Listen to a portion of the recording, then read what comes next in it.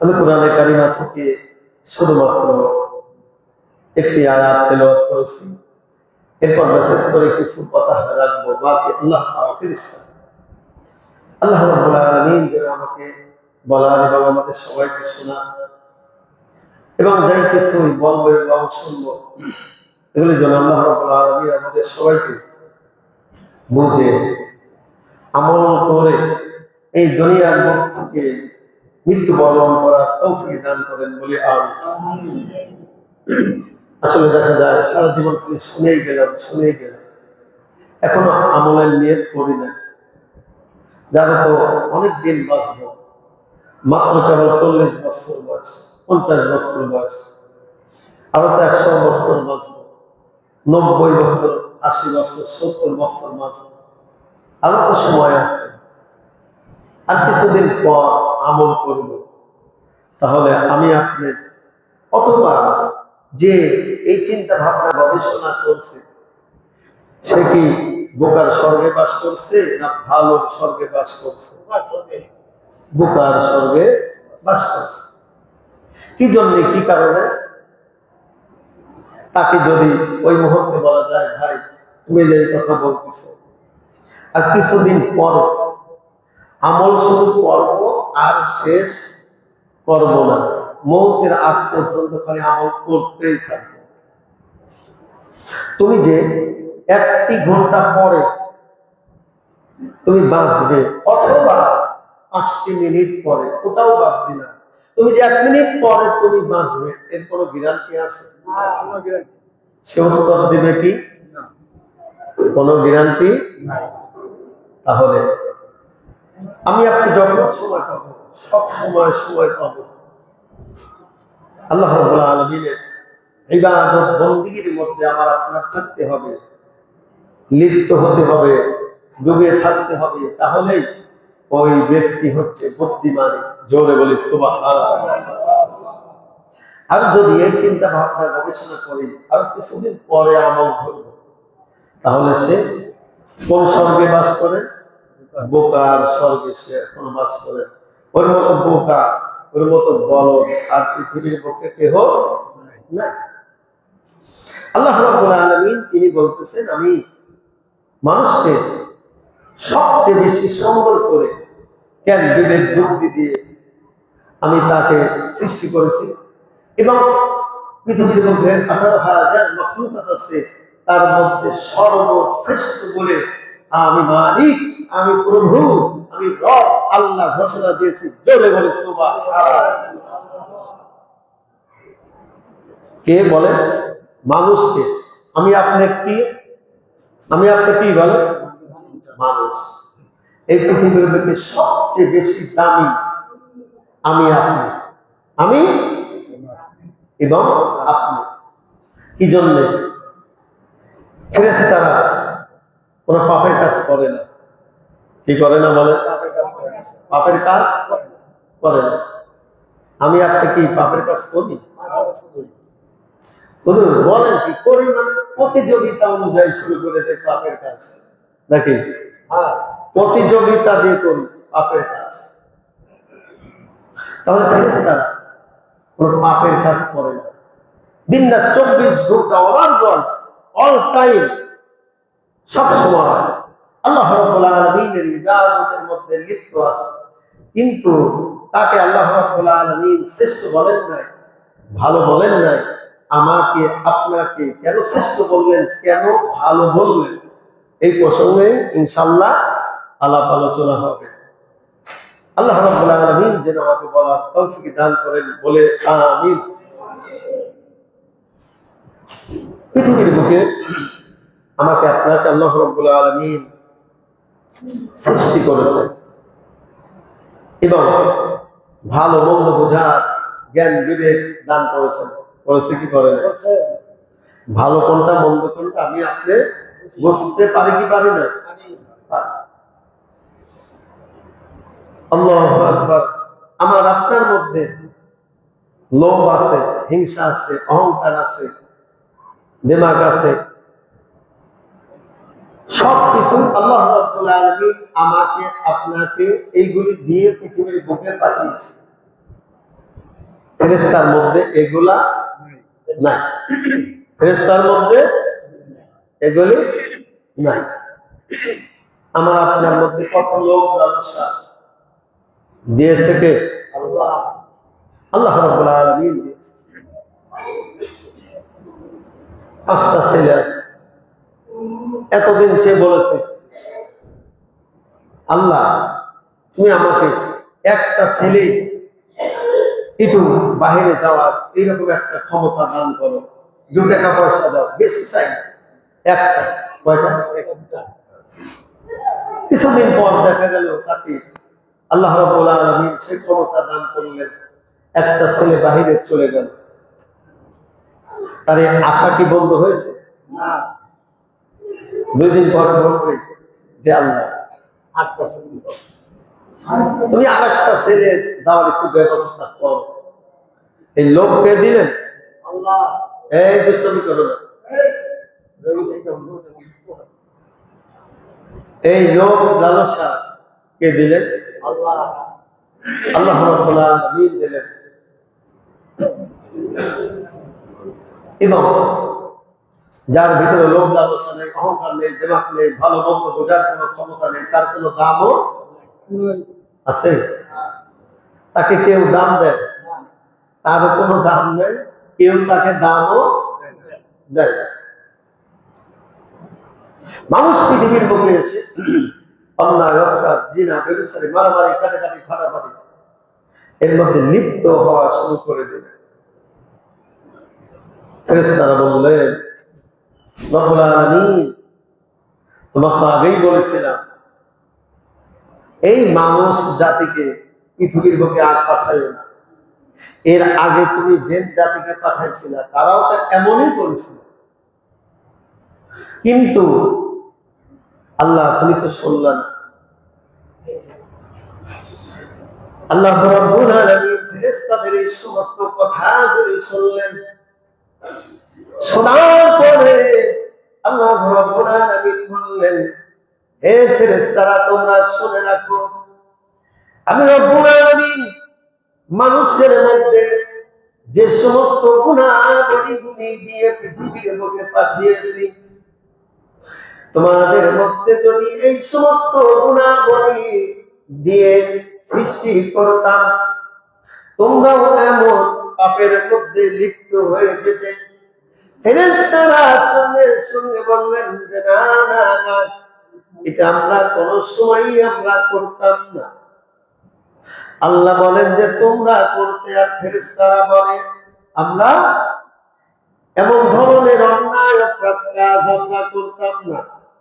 কথা ঠিকঠাক বলেন, উত্তর দেন। সঠিক কোনটা? আল্লাহর কথা সঠিক না ফেরেশতার কথা সঠিক? আল্লাহর কথা। কার কথা বলেন? বলেন আল্লাহ।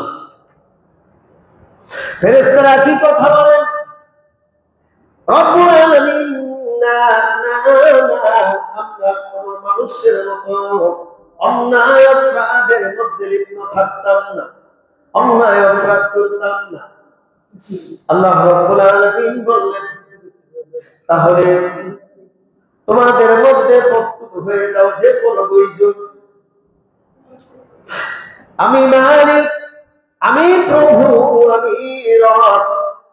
ওই মানুষের মধ্যে সব কিছু যা আছে, লোভ লালসা, রিয়া, অহংকার, কাম, সব কিছু তোমাদের মধ্যে দিয়ে এই পৃথিবীর মধ্যে তোমাদেরকে পাঠিয়ে দেব, দেখি তোমরা কত ঠিক থাকতে পারো। 2 জন ফেরেশতা দাঁড় হয়ে গেলেন। একজনের নাম হচ্ছে হারুত, আর আরেকজনের নাম হচ্ছে মারুত। কয়জন ফেরেশতা? 2 জন। একজন হারুত আর একজন মারুত। কোরআন মাজিদের মধ্যে এই ঘটনাগুলো আছে।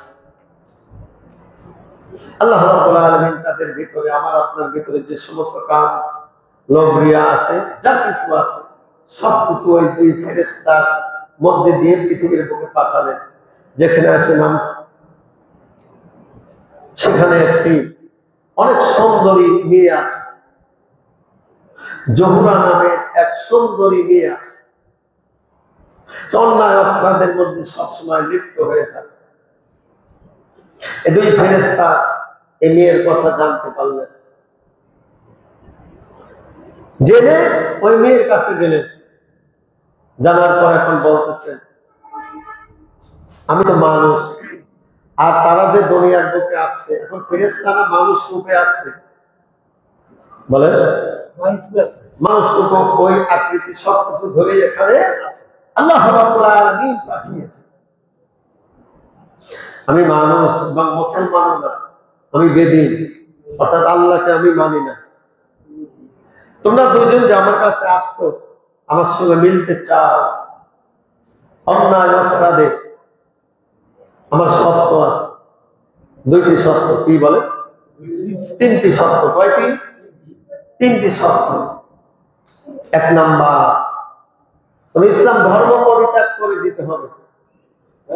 এখন ওই দুই ফেরেশতা বলেন যে না, এটা হতে পারে না, তো শীতকালেও এটা হতে পারে না।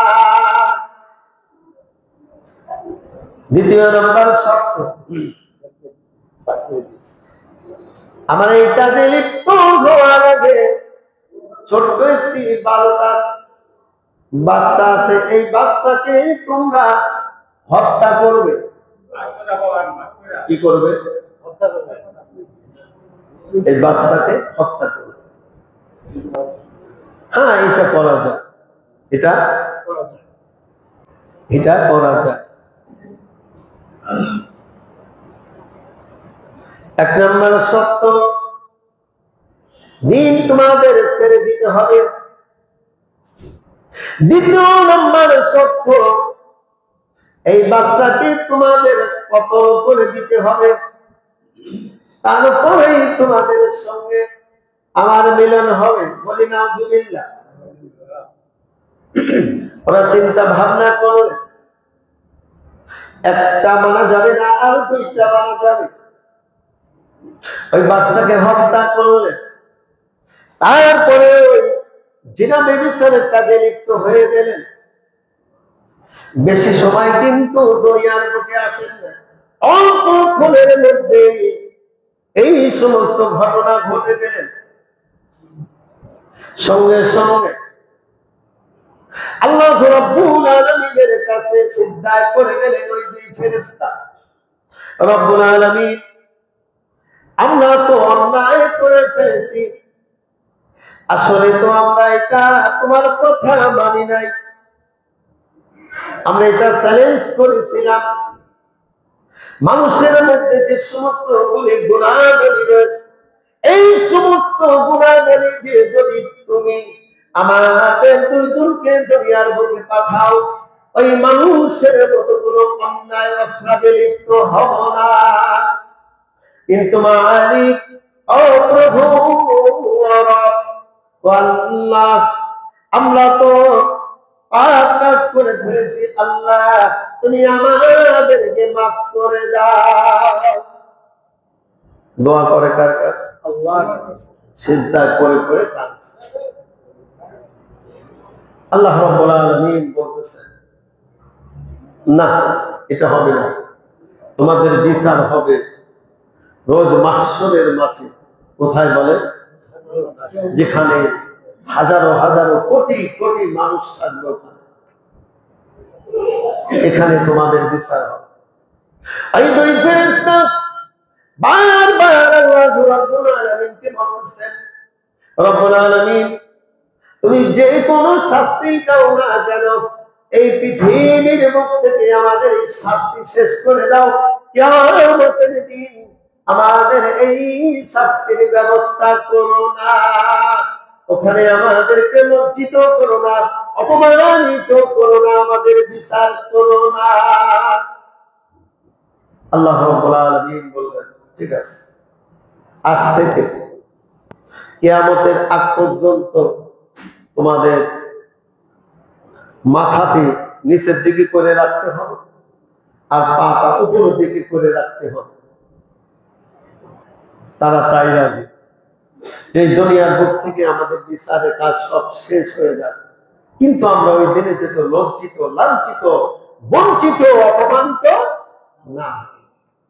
এমন অবস্থায় কিয়ামতের আগ পর্যন্ত ওই দুই ফেরেশতা থাকবে। আল্লাহু আকবার। আসলে আমি আপনি যে সিদ্ধান্ত নেই, আমার আপনার যে সিদ্ধান্ত, ভবিষ্যতে কি হবে না হবে বলতে পারবো? পারে কে? আল্লাহ রাব্বুল আলামিন ছাড়া কেউ বলতে পারে না। হযরত ওমর রাদিয়াল্লাহু তাআলা আনহু জামানা, ওমর রাদিয়াল্লাহু তাআলা আনহু জাহানের বাদশা ছিলেন। আমরা সবাই তো জানি নাকি? একের পর এক দেশ দখল করে ইসলামী আইন জারি করে দিতে থাকতেন। মিশর এরকম দখল করে নিলেন। এক এক প্রদেশে এক এক দুর্গে গভর্নর নিযুক্ত করে দিলেন। ওমর রাদিয়াল্লাহু তাআলা মিশরে গভর্নর সেট করলেন আমর ইবনে আস। নাম কি বলেন? আমর ইবনে আস রাদিয়াল্লাহু তাআলা আনহুকে মিশরের গভর্নর করে দিলেন। কিছুদিন যাওয়ার পরে তিনি শুনতে পেলেন মিশরে একটি প্রথা আছে, বাপদাদা 14 পুরুষ আগে প্রত্যেক বছরে একটি সুন্দরী নিয়ে ধরে নিয়ে নীল নদের পাশে যায় জবই করে দিতে হবে, তাহলে নীল নদের জোয়ার আসবে। বলে নাউজুবিল্লাহ। তাদের এই প্রথা অনুযায়ী একটি সুন্দর মেয়েকে যাচাই বাছাই করে লটারির মাধ্যমে নিয়ে নীল নদের পাশে ঢোল ডগর বাড়িতে বাড়িতে নিয়ে আসতে। এই সময় আমরের আস রাদিয়াল্লাহু তাআলা আনহুর কাছে যে বলেন, হে গভর্নর সাহেব, মিশরের বাপ দাদা 14 পুরুষ প্রথা অনুযায়ী প্রত্যেক বছর বছর একটি সুন্দরী মেয়েকে নীল নদের পাশে জবাই দেওয়া হয়। কি কারণে জবাই দেওয়া হয়? তাদের একটি বিশ্বাস যে নীল নদের পাশে এই সুন্দরী মেয়েকে যদি জবাই না দেওয়া হয়, এই রক্ত গড়াইতে গড়াইতে গড়াইতে গড়াইতে নীল নদে ঢুকলেই ওই নীল নদের জোয়ার আসবে। এই প্রসঙ্গে তারা ওই মেয়েটাকে জবাই দিবে। আমর ইবনে আস এই কথা বলে সঙ্গে সঙ্গে আমর ইবনে আস রাদিয়াল্লাহু তাআলা আনহু তার কিছু সৈন্য নিয়ে ঘোড়া তাড়াতাড়ি ওখানে উপস্থিত হলেন এবং লাগা তরবারি বের করে আমর ইবনে আস বললেন, হে মিশরবাসীরা, তোমরা শুনে রাখো, আমি আমর ইবনে আস এখানকার গভর্নর। এখানে মিশর এখন মুসলমানদের আন্ডারে, ইসলামী আইন অনুযায়ী এই দেশ চলবে। কোন মন গড়া কোন কথা চলবে না, কোন মন গড়া আইন চলবে না। জোরে জোরে বলি সুবহানাল্লাহ। তোমাদের বাপদাদা 14 পুরুষের সমস্ত প্রথা তোমরা বাতিল করে দাও। যেখানে নীল নদের এখানে সুন্দরী নিয়ে প্রত্যেক বছর বছর এলে যদি জবাই না করা হয়, এই রক্ত যদি নীল নদে না প্রবেশ করে, তাহলে নীল নদের পানিতে জোয়ার আসবে না। এটা সম্পূর্ণ মিথ্যা কথা। তাহলে কি হবে? আল্লাহর যেটা ফয়সালা সেটাই হবে। না, এটা আমরা মানি না। মিশরের লোকটি বলছেন এটা আমরা, কিন্তু একটি শর্ত আছে। কয়টি শর্ত? হে আমিরুল মুমিনিন, আমাদের একটি শর্ত আছে। এই শর্ত যদি তুমি মেনে নাও, তাহলে আমরা এই মেয়েটাকে এখানে আর জবাই দেব না। কি শর্ত বল? শর্ত হচ্ছে আমাদের নীল নদে জোয়ার এনে দিতে হবে। আমরা বলেন এটা তো কোন মানুষের কোন আইন নয়, এটা স্বয়ং সম্পূর্ণ আল্লাহ রাব্বুল আলামিনের আইন। জোরে বলি সুবহানাল্লাহ। ঠিক আছে, তোমরা যখন আমাকে এই কথাগুলি বললে, আমার নেতা আছে, বস আছে, লিডার আছে, আমির আছে, আমাদের মুসলমানদের আমির হচ্ছে আমিরুল মুমিনিন হযরত ওমর রাদিয়াল্লাহু তাআলা আনহু। জোরে বলি সুবহানাল্লাহ। তার কাছে পত্র লেখা হলো আগেকার যুগে। কি, হ্যালো আব্দুর রহমান ভাই, কেমন আছে? আগে এমন ছিল না। আগেকার যুগে পত্র ছিল, পত্র। আমর ইবনে আস একটি পত্র লিখে অশ্বরোহী এক ভাইকে দিলেন। ঘোড়া দাবড়াইতে দাবড়াইতে আমিরুল মুমিনিনের কাছে চলে গেলেন। আমিরুল মুমিনিন আবার আরেকটি পত্র লিখলেন, উত্তর লিখে দিলেন যে হে নীল নদ, তুমি যদি আল্লাহ রাব্বুল আলামিনের আইন অনুযায়ী চলো, তাহলে এই যে আমি যে পত্রটি দিলাম, এই পত্র তোমার কাছে পৌঁছানো মাত্রই তোমার তলদেশ থেকে তুমি জোয়ার শুরু হয়ে যাবে, তুমি জোয়ার শুরু করে দিবে।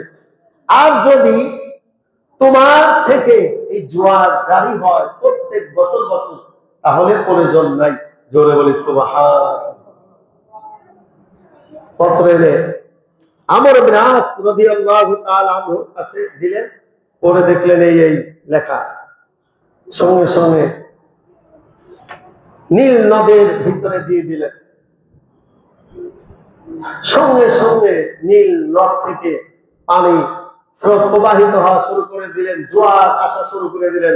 জোরে বলি সুবহানাল্লাহ। আর দেরি করলেন।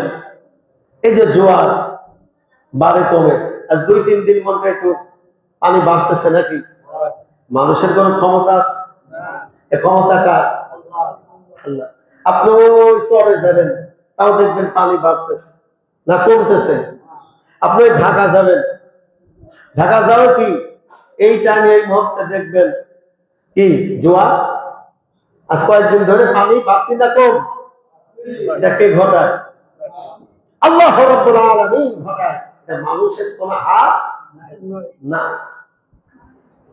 ও বাবাজি, ও যুবক ভাইয়েরা, তোমরা শুনে রাখো, আমাদের দেশে আগে বিশেষ করে হিন্দুস্তানে প্রথা ছিল, কোন মা বোনদের স্বামী যদি আগে ওই স্ত্রীর আগে মৃত্যুবরণ করত, সঙ্গে সঙ্গে তার সঙ্গে একসঙ্গে তাকেও পুড়ায় দেওয়া হতো জিন্দা অবস্থায়। বলি নাউজুবিল্লাহ।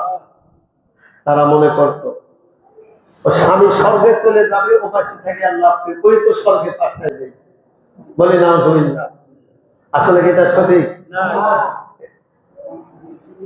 এটা হিন্দুর মধ্যেই এক ভাই এটা সংগ্রাম করে ভারতবর্ষে ইতিহাসের মধ্যে এগুলো সব আছে,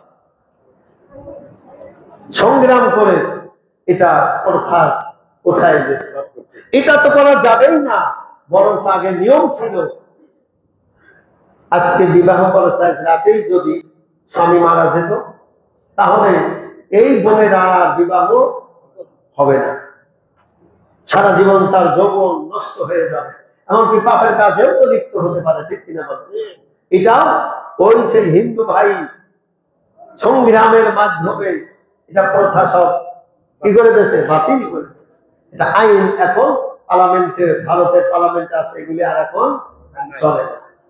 এখন স্বামী মারা গেলে ওই বোনের বিবাহ হয়, আর আগুনে পোড়ানো লাগে না, নাকি এখন আছে এটা?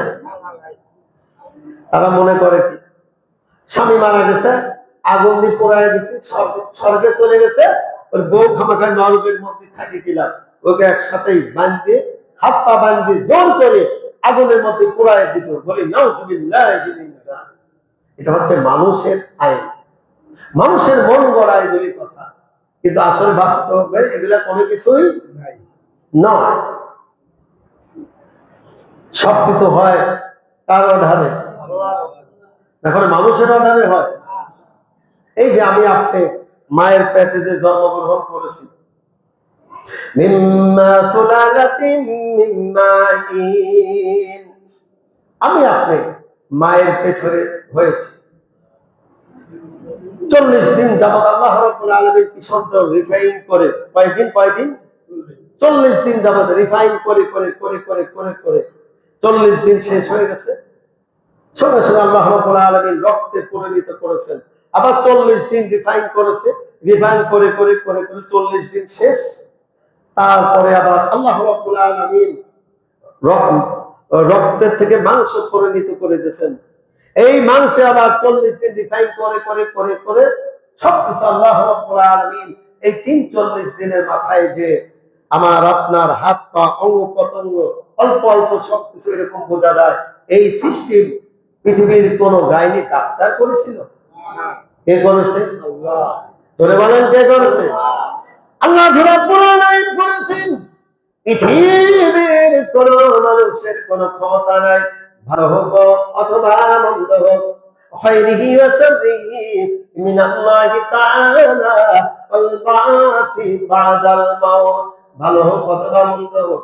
এখন অনেক অনেক সময় অনেক মা বোনদের, অনেক সময় অনেক ডাক্তাররা বলে যে, ও বোন, তোমার পেটের মধ্যে যে বাচ্চা, এই বাচ্চাটি অন্ধ হবে, ন্যাংরা হবে, হাতুড়ি হবে, পোড়া হবে, কি দরকার আছে তুমি আগে থেকে এই বাচ্চাকে নষ্ট করে দাও? বলি নাউযুবিল্লাহ। আমার এক আত্মীয়, একদম ঘনিষ্ঠ আত্মীয়, নাম বলবো না, তাকে এই ডাক্তার এই কথা বলে দিছিল। 2টা বাচ্চা হয়েছিল। কয়টা?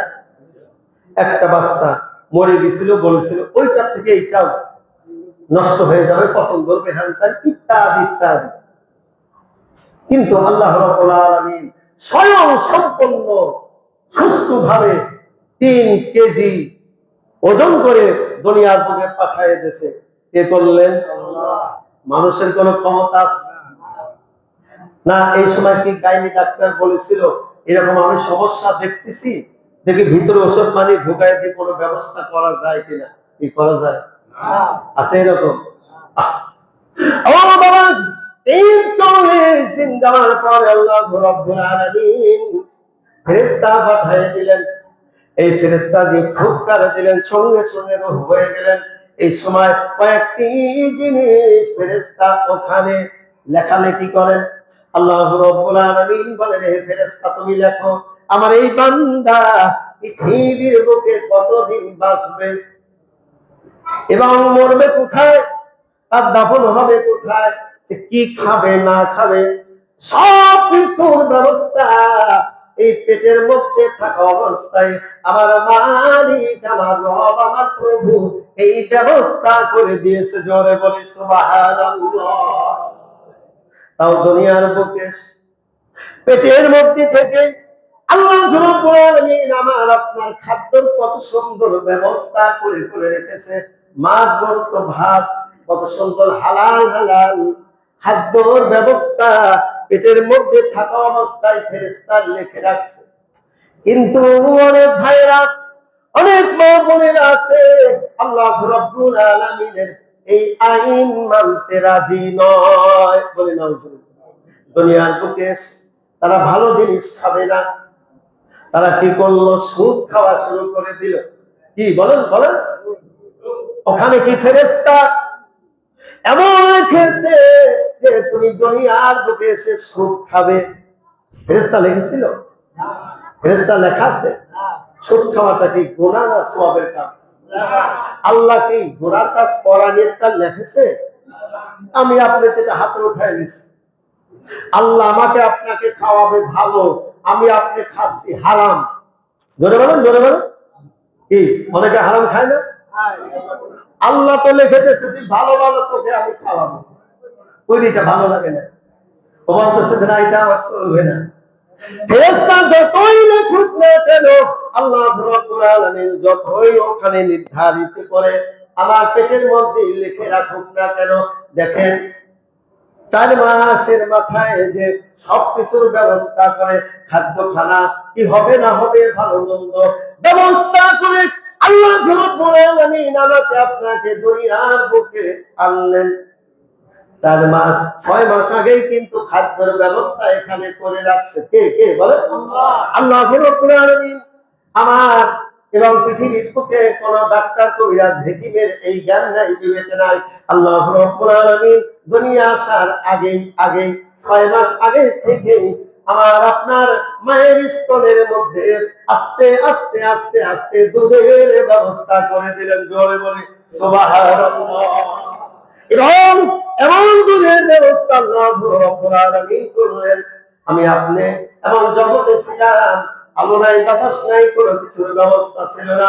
এই দুনিয়ার বুকে এসে অসংখ্য বাতাসের সঙ্গে জীবাণু ঘুরে ঘুরে কি ঘুরে না, যে কোনো মুহূর্তে আল্লাহ রাব্বুল আলামিন বলেন আমার বান্দা যে কোনো মুহূর্তে অসুখ হয়ে যেতে পারে, এমন খাদ্য আমি মালিক তাকে খাওয়াবো যেন এই খাদ্যের মাধ্যমে এই দুনিয়ার কোন রোগ তাকে আক্রমণ না করতে পারে। জোরে বলি সুবহানাল্লাহ। এমন খাদ্য আমাকে আপনাকে খাওয়ানোর ব্যবস্থা করলেন, না গরম না ঠান্ডা। কি কি বলেন, না গরম না ঠান্ডা।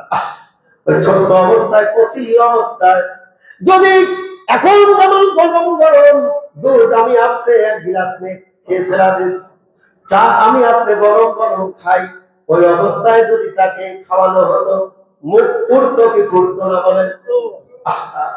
কত ভালো লাগছে আমাকে ওই যে মালিককে আমি আপনি এখন ভুলে গিয়েছি। তাই ফাতাকুলুনা বিল্লাহি ওয়া কুনতুম আমওয়াতান। আল্লাহ বলে কেন রে বান্দা তুই আমাকে কেন তুই এখন ভুলে গিয়েছিস? আল্লাহ আলহামদুলিল্লাহ। এই যে মুরগিগুলি তা দেয়, ভালো করে খেয়াল করো, মুরগিগুলি ডিমে তা দেয়। মুরগিগুলি কি কোনো ইঞ্জিনিয়ারিং কলেজ থেকে স্কুল থেকে পাস করে আইছিল? পাস করে আসছে না, সব শিখায় কে? আল্লাহ রাব্বুল আলামিন। তাকে সেই জ্ঞান বিবেক সবকিছু দিয়ে এই দুনিয়ার বুকে পাঠিয়েছে। বাবারে হারামের পথে চলে হালাল খান, আমার আপনার আমল নামে আল্লাহ হালাল রেখে রাখেছে। সুদ খান না কেউ, মনে থাকবে ইনশাআল্লাহ। হারাম খায়েন না, মানুষের মাথায় বাড়ি দিয়ে এই টাকা পয়সা যে আপনি খায়েন না, হিসাব কিন্তু আপনার দিতে হবে, আপনার বিবির দিতে হবে।